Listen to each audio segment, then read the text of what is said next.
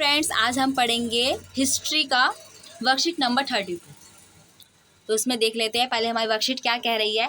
Nationalism of Europe. Europe में क्या है? नेशनलिज्म है। Gradual development of nationalism is Europe. Gradual यानी क्या हुआ है कि जो यूरोप में जो नेशनलिज्म है वो क्या हुआ, धीरे धीरे स्टार्ट हुआ था। उसका डेवलपमेंट जो धीरे धीरे हुआ। पहला क्या हुआ, फ्रेंच रिवॉल्यूशन हुआ 1789 में। फिर सिविल कोड आया 1804 में। फिर वियना कॉन्फ्रेंस हुई 1815 में। Then revolution by the liberals में रिवॉल्यूशन किया गया लिबरल्स द्वारा, जो कि किस में हुआ, 1848 में। फिर यूनिफिकेशन हुआ जर्मनी में, कब हुआ, 1866 से 1871 तक। फिर यूनिफिकेशन हुआ इटली का 1859 से 1871 में। ठीक है, इस तरह से क्या हुआ, यूरोप में नेशनलिज्म स्टार्ट हुआ और उसका धीरे धीरे क्या हुआ, डेवलपमेंट हुआ। आगे हम पढ़ते हैं। From the very beginning of the French Revolution, the French revolutionaries introduced various measures and practices that could create a sense of collective identity, nationalism amongst the French people. Later, Napoleon introduced revolutionary reform in the administrative field, which is known as the Civil Code of 1804, the Napoleon Code. Further, the idea of national unity, nationalism in the earlier 19th century Europe were closely aligned to the ideology of liberalism. तो हम क्या कहता है कि बहुत ही starting में जब French revolution जब हुआ था तब उसमें क्या हुआ था, रिवॉल्यूशनरी ने क्या किया था, बहुत सारे मेजर स्टेप्स लिए थे ताकि वो क्या कर सके, सभी लोगों के मन में एक आइडेंटिटी यानी कि उनकी एक अलग पहचान हो। सभी फ्रेंच वालों के लिए अब एक हमारे अंदर भी एक क्या होनी चाहिए, हमारी एक पहचान होनी चाहिए।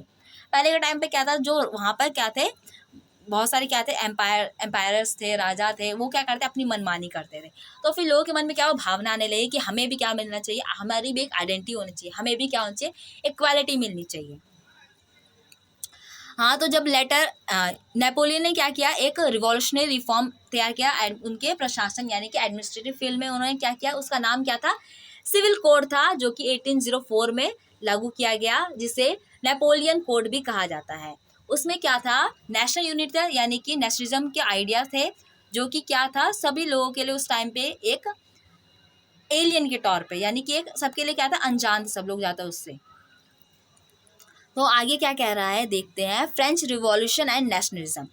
फ्रेंच रिवॉल्यूशन में क्या हुआ, रूल्स बेस्ड ऑन कॉन्स्टिट्यूशन। उसमें क्या था कि जो रूल्स होंगे वो किससे बन जाएंगे, कॉन्स्टिट्यूशन में होने चाहिए। Ideas like equality, liberty and fraternity, ideas होने चाहिए। यानी कि उन्होंने क्या किया, रिवॉल्यूशन में कौन कौन से आइडियाज थे कि हम सबको इक्वालिटी मिलनी चाहिए, लिबर्टी होनी चाहिए और सबके अंदर क्या होनी चाहिए, फ्रेटर्निटी होनी चाहिए, यानी सबके बीच में भाईचारा होना चाहिए।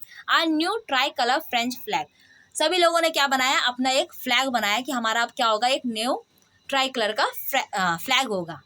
Establishment of the national assembly, क्या हुआ, नेशनल असेंबली का इस्टेब्लिशमेंट हुआ। और uniform system of the weight and the measures, और वेट और मेजर, यहाँ पे क्या था कि वेट और मेजर्स के जगह जगह क्या थे, अलग अलग रूल्स थे, उन्हें क्या किया गया, यूनिफॉर्म सिस्टम बनाया गया, यानी कि सब जगह अब क्या होंगे, एक ही सिस्टम होगा। French became the common language of the nation, जो हमारा पूरा जो उस टाइम पे जो उनका नेशन था, फ्रेंच था, फ्रांस था, उसमें क्या था, अब उनके यहाँ पे क्या था, सबकी एक ही कॉमन लैंग्वेज होगी, जिसे क्या कहा जाएगा, जो कि फ्रेंच होगी। ठीक है, आगे हम पढ़ते हैं। 1804 में जो सिविल कोड लागू किया गया था नेपोलियन द्वारा, वो क्या था code, abolition of the all privileges based on the birth, birth के साथ जो भी सबको अधिकार दिए गए हैं उन सबको क्या कर दिया जाएगा, खत्म कर दिया जाएगा। Equality before law and secure the right to the property, सबके लॉ के सामने सब क्या होंगे, इक्वल होंगे, कोई भी बड़ा या छोटा नहीं होगा, और जो उनका जो प्रॉपर्टी का राइट है वो सबके लिए सिक्योर रखा जाएगा।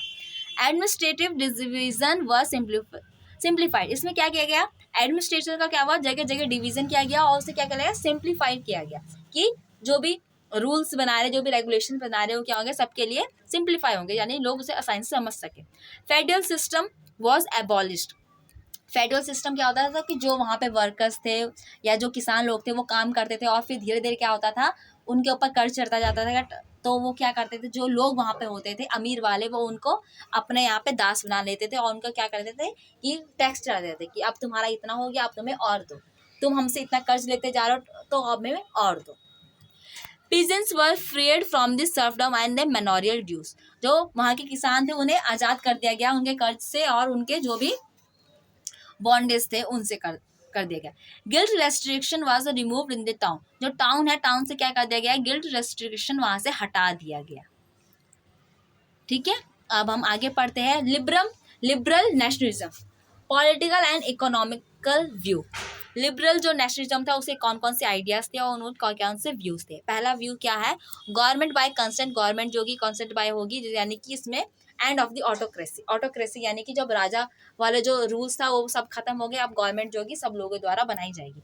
रूल्स बेस्ड ऑन कॉन्स्टिट्यूशन, जो रूल्स है वो कॉन्स्टिट्यूशन के ऊपर ही बनाए जाएंगे। पार्लियामेंट फॉर्म ऑफ गवर्नमेंट, यानी गवर्नमेंट में अब क्या होगा, पार्लियामेंट फॉर्म होगा, यानी कि वहां पे अब लोग जो चुन के जाएंगे। एंड ऑफ प्रिविलेज, जो भी अधिकार विशेष अधिकार है उसे खत्म किया गया। इक्वालिटी बिफोर लॉ, लॉ के आगे क्या होंगे, सब लोग इक्वल होंगे। The right to vote suffrage but not for everyone, यहाँ पे वोट का अधिकार दिया गया लेकिन अभी सभी को नहीं मिला है। फ्री मार्केट, मार्केट क्या है, सभी के लिए खुला गया है, यानी कोई ज़्यादा टैक्स वैक्स नहीं है, जो भी होगा सभी के लिए समान होगा। Abolition of the state impose tax, जो स्टेट इम्पोज टैक्स थे उसको क्या कर दिया गया, हटा दिया गया। आगे हम देखते हैं इसमें क्वेश्चंस जो है उसके हम देखते हैं। पहला क्वेश्चन है, explain the features of civil code of 1804। 1804 के जो सिविल कोड है उसके फीचर्स बताने हैं, तो हम इसका फीचर्स देखते हैं, इसका क्या है। सिविल कोड ऑफ 1804 क्या है, abolition of the all privilege based on the birth, birth के हिसाब से जो भी प्रिविलेज थे सबको हटा दिया गया। इक्वालिटी बिफोर लॉ, लॉ के आगे सभी इक्वल है। Secure all the right of to the property, property का जो राइट था वो सिक्योर रखा गया। एडमिनिस्ट्रेटिव डिवीजन वाज सिंप्लीफाइड, जो एडमिनिस्ट्रेटिव डिवीजन है उसे सिंप्लीफाई किया गया। Federal system was abolish, federal system को खत्म किया गया। Peasants was freed from the serfdom and the manorial dues, peasants को क्या किया गया, आजाद करवा दिया गया। ठीक है, सेकेंड क्वेश्चन क्या है, सेकेंड क्वेश्चन है, how did the French revolution strengthen the idea of nationalism. जो फ्रेंच रिवॉल्यूशन था उसने कैसे नेशनलिज्म के आइडिया को स्ट्रेंथ दिया, तो इसका आंसर हम देखते हैं।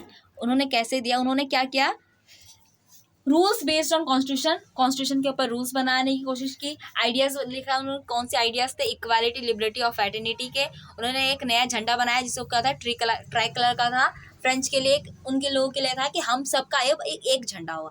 एस्टैब्लिशमेंट किया नेशनल असेंबली का, यूनिफॉर्म सिस्टम बनाया गया किसका, वेट एंड मेजर्स का, और French become the most common language of the nation, और नेशन का क्या किया गया, एक कॉमन लैंग्वेज बनाया गया जिसका नाम क्या था, फ्रेंच लैंग्वेज, वो कॉमन बनाया गया।